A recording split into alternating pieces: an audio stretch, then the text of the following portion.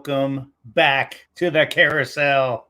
Appreciate you guys tuning in. Today's episode is brought to you by Tactic, the latest product from RT Software. You guys got to check this out. This thing is awesome. It's a telestration software. It's what they use when you're watching inside the NBA, you're watching ESPN, whatever. It's what they use to telestrate on the screen.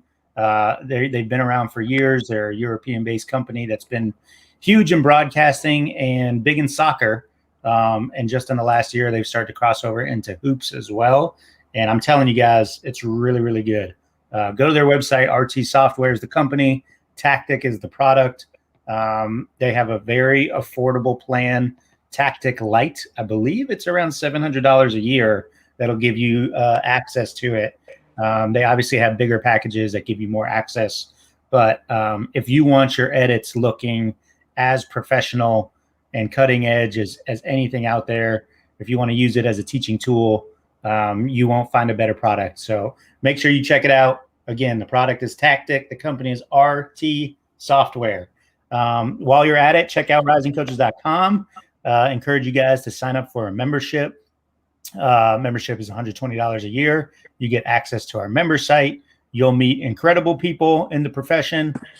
We've got amazing resources and content available that we put out on a regular basis. And you'll have a community of people that pour into you and support you throughout this profession, which is a challenging one.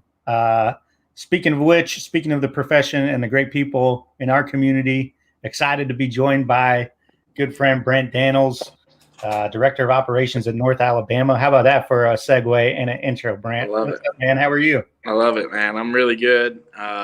Just having a great summer down here in Alabama. I just had my first child. Our daughter was born about a little over 2 weeks ago, and settling into dad life and just getting ready for hopefully what we're hoping to be another really good season here at North Alabama. Oh, I love it, man. First of all, congratulations on the new addition to your family. Yeah, we were pumped. Oh yeah, there's nothing like it, man. Your life has changed forever, but all for the good.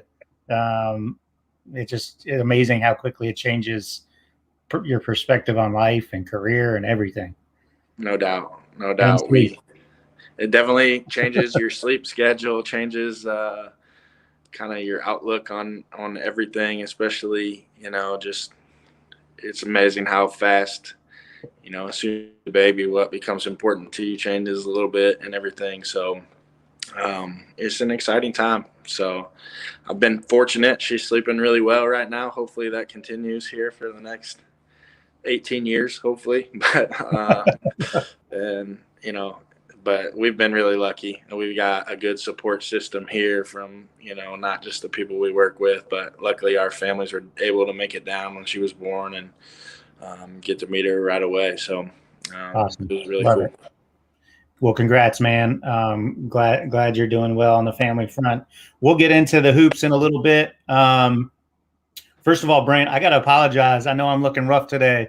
I had a crazy day yesterday. I had a procedure on my finger. I had like an infection. And So I went to the doctor. I thought they'd give me like a cream to put on it. And they gave me a nerve blocker. They cut into my finger. It was awful. I'm not going to give you all the details because it's pretty nasty. But they gave me some pain medication. So there's no telling where this podcast goes today because I'm a little loopy. I feel like with the humidity down here right now, I think it's 99 degrees in Florence today. It's hard to get your hair to look good on days like this in the South. I'm figuring out. Yeah, man. But a lot's going on. Have you been watching any Olympics, Brent? I've watched basketball 3-on-3 captured the gold yesterday. Yeah, and I'm a big Kelsey Plum fan anyway. I just enjoyed following her college career and her ability to score it. I didn't get to see the final for that. I've caught a couple of the swimming. I thought when the 17-year-old girl won the swimming gold medal, seeing her hometown go crazy, I think that is one of the coolest parts about the Olympics. It's like reminded me of me in my own living room when Michael Phelps and the relay team came back and won the gold medal. I was doing the same thing. So to see a whole room full of people doing that for their friend was really, really cool. I was at a sports bar. No, it wasn't even a sports bar. I was at a bar with Andy Farrell, maybe Mike Morrell, maybe Josh Pasterino was there. It was just like a group of us in this bar, and they had like it wasn't they had like a tiny TV in the corner. It wasn't like Buffalo Wild Wings or something, and the whole place was like going nuts, like screaming at the top of their head. Yeah, it's the best. There's nothing like the Olympics, but the 3-on-3 has been such a good addition, and the women's team was fun to watch. They won it. It was a close game. It came down to they had like a 4-point lead, but like Russia ended up running out of time. And there were some scary moments because like we struggled to score towards the end there, and Russia hit a couple threes. It's fun to watch though, and it's like good for the game. I feel like it really teaches you how to like decision make, finish under pressure, shoot without hesitation. There's a lot of like things about the 3-on-3 thing that I love. I like how fast it just flows too. You get the rebound, take it right back, 10-second shot. Like it makes it like entertaining the whole time too. So absolutely. Well, Brent, let's talk a little bit about you, man, and your coaching career. I think it's been about 2 years since you joined Rising Coaches. I think you joined pretty much at the jump from when we launched the membership, which would have been October of 2019. And at the time, tell us like where you were coaching then, where you are now, and what's changed. Yeah, I think when I joined, it was shortly after I got to Holy Family. I was the head men's basketball coach and athletic director up there, small private NAI in Wisconsin, and was there for 2 years. Last May, we got an email one day that the school was unfortunately going to be shutting down. So kind of put me into the job hunt unexpectedly, and was really lucky to land on my feet here at North Alabama with, just being brutally honest, a ton of help from everyone at Rising Coaches. And that was how the connection was made. And then got here and really have settled in with a, great staff and a program that, in my opinion, is really on the way up, and is going to, continue the upward trajectory. We just hired a new athletic director here that people are really excited about, that should hopefully be starting here early fall. And,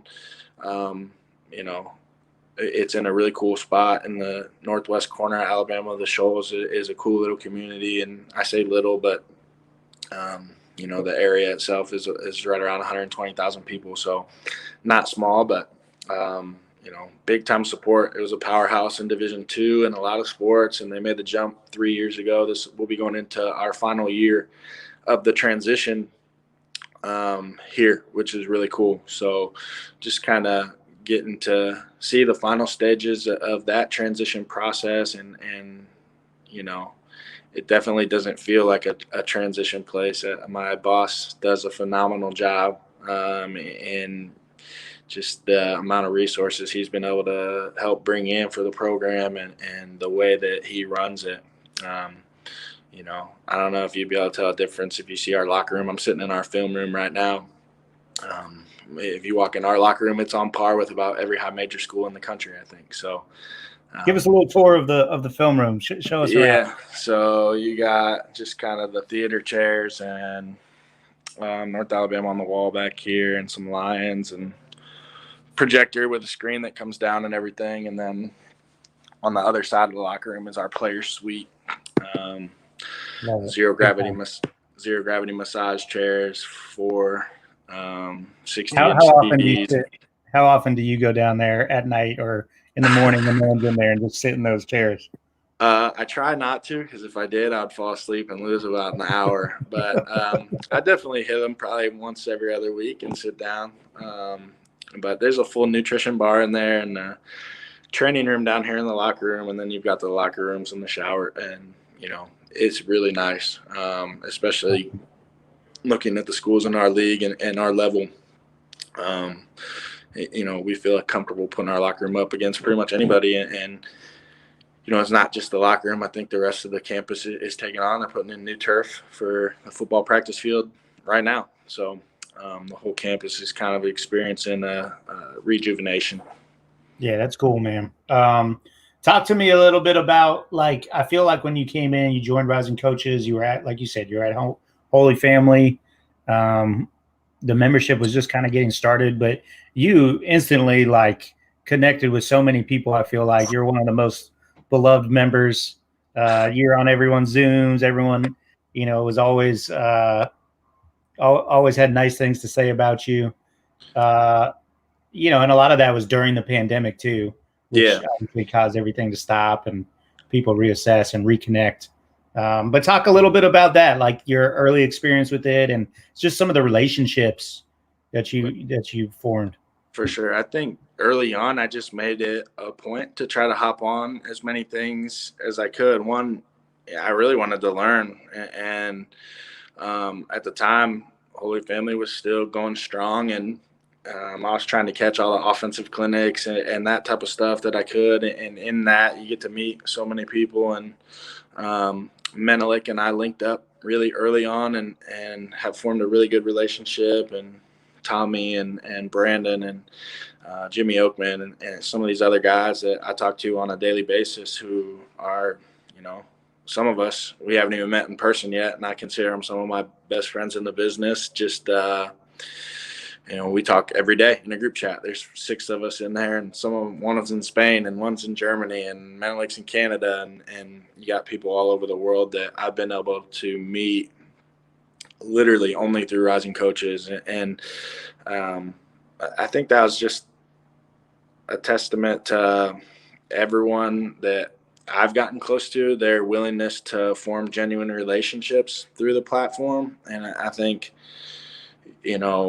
sometimes in this business, for whatever reason, you don't always find that. And I think the beauty of Rising Coaches is that's pretty much the only thing it promotes is forming those genuine relationships to be able to learn together. And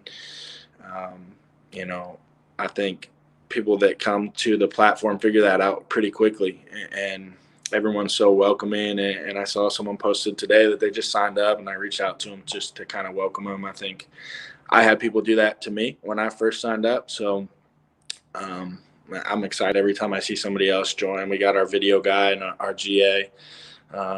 He's not here anymore. He got a job at Pearl River Community College, but they both signed up last year, and they really like the platform and are doing some of the same things. So it's been probably, and I've told plenty of people this, but really honestly, like the best professional development thing I've ever done in my career in terms of, the networking and all that I just talked about. But there's so much content, and I'm on the site every day.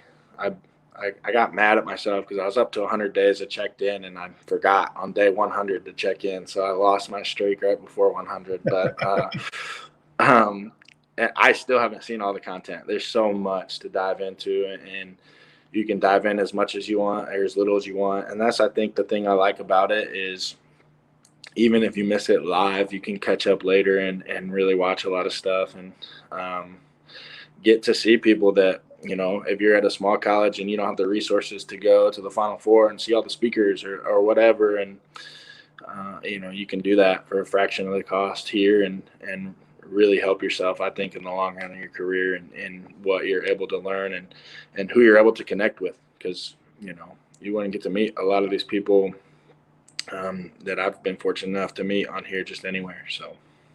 No, I appreciate you saying all that. And I think you really helped yourself in addition to just being out there and meeting people. You've got a skill that kind of sets you apart. You're very good with graphics. Yeah. And you've helped us out, but I know you've helped out a ton of other like coaches and members with their portfolios, and they're probably all passing it off like theirs when they're trying to apply for jobs, and it's all great production. It's funny. Like I feel like I'm starting to get known as a graphics guy, which is funny because, I literally taught myself Photoshop through YouTube videos 7 years ago. When I got to Indiana Tech, I was making graphics in Paint on our old Windows computers. And now I was laughing about it the other day with John, my old boss at Indiana Tech, just the first graphic I ever put out there. I compared it to one I made the other day for a recruit. And I was like, wow, I've come a pretty long way in the form of graphic stuff. But yeah, I've been fortunate to help A lot of people, you guys, Brian with All Access, and a lot of just my friends that I do stuff. I think everyone gets so caught up in making money and doing all that stuff. I do a lot of stuff, to be honest, for free for people just because, I formed good relationships with them, and, it's paid off for me in other ways. So that's kind of my way of, paying it forward in the business a little bit, I guess, if that makes sense. Of all the people that have helped me, if I can help them in a small way, I'm making a graphic that takes me, 5 to 10 minutes. Is something small that I feel like I can do to show my appreciation for all the help they've given me. That's awesome. How has the transition been from like head coach, not just head coach, athletic director? Not only were you in charge of your program, you were in charge of the whole department.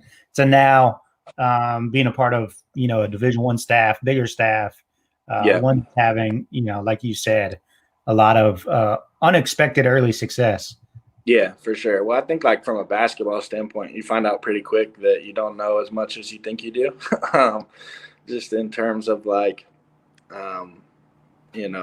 X's and O's and the amount of time people spend at this level into the scouting and the evaluation part and all the extra hours you get on the floor and everything. I think the administration part from being the athletic director really prepared me well for my role here as ops, and just being able to remove myself from the basketball aspect of everything while we're doing planning and budgeting and understanding our resources and how we can stretch them to fit our program's needs best and everything. I think that's really been the most beneficial part for me in the transition. And I think for me, the transition here has been really easy. I work with a staff full of great guys. My boss really gives everyone on the staff the freedom to excel at their role. TP does an awesome job in empowering everyone on the staff to handle your business as best as you can. And I think him giving the guys that much freedom to discover your voice, discover your strengths, and use them to the best of the ability has been really, really beneficial for our program. All the assistants, Tom, Willie, and Smitty, they all have different strengths, and they're all really, really really talented and good at what they do. So being able to learn from four guys that have been in the business for, so long and doing things at a really high level. They've all been at multiple Division I stops, some of them at high majors, and Smitty at App State and Charleston Southern, really successful mid-major programs. I think I've just been really fortunate to find a spot in a staff like that. I think they've empowered me more than a lot of ops people probably across the country, and getting to help with scouts and having a voice. And last year was unique from an NTA standpoint, and getting to help on the floor a little bit and that type of stuff. So it's been a really cool transition. It was definitely different early on, and stepping back from being kind of the voice to really small voice, but it doesn't ever really feel like that, just because TP gives the staff so much empowerment to do what you do. And he might tell you no, and that's part of being an assistant. It is, doing everything you can to promote your boss's vision and what they have, but also, continuing to challenge each other to be better for the guys. Going back to like getting involved in the job when it first came open, and I know, like you mentioned, it was like you were in flux. The school had shut down the athletic department. Did you know like that Coach Pujols was like big time at that? Like, how much did you know about North Alabama and Tony Pujols, and or were you just like, oh, this is here's an opportunity, I probably need to pursue it, and then when you got in there, you're like, holy cow, this is actually pretty good. It's funny. I knew a lot about North Alabama, actually. I had interviewed at North Alabama for the previous coach when he had a D2 assistant spot open. So I knew a lot about Florence.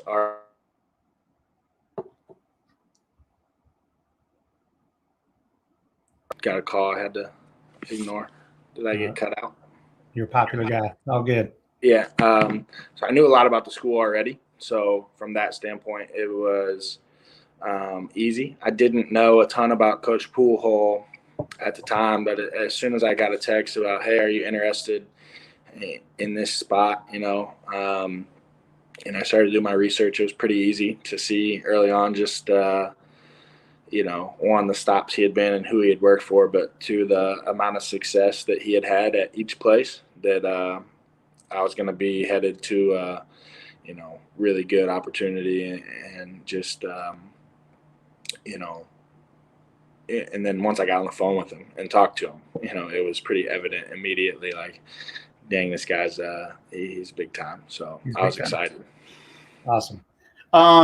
What's like the biggest lesson takeaway you've learned over the last like year and a half or so? I think, obviously, like,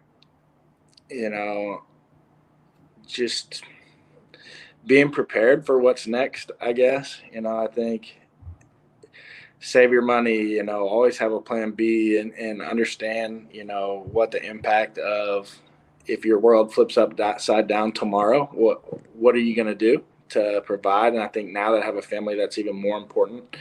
I think aside from that, I think just humility and, seeing a guy like my boss who has had success everywhere he's been, our assistants who have had success everywhere they've been, and their ability to remain humble through all of that and keep, to them and our program, family is the most important thing. And keeping that in perspective the whole time through everything you're doing has been something I think I've really picked up.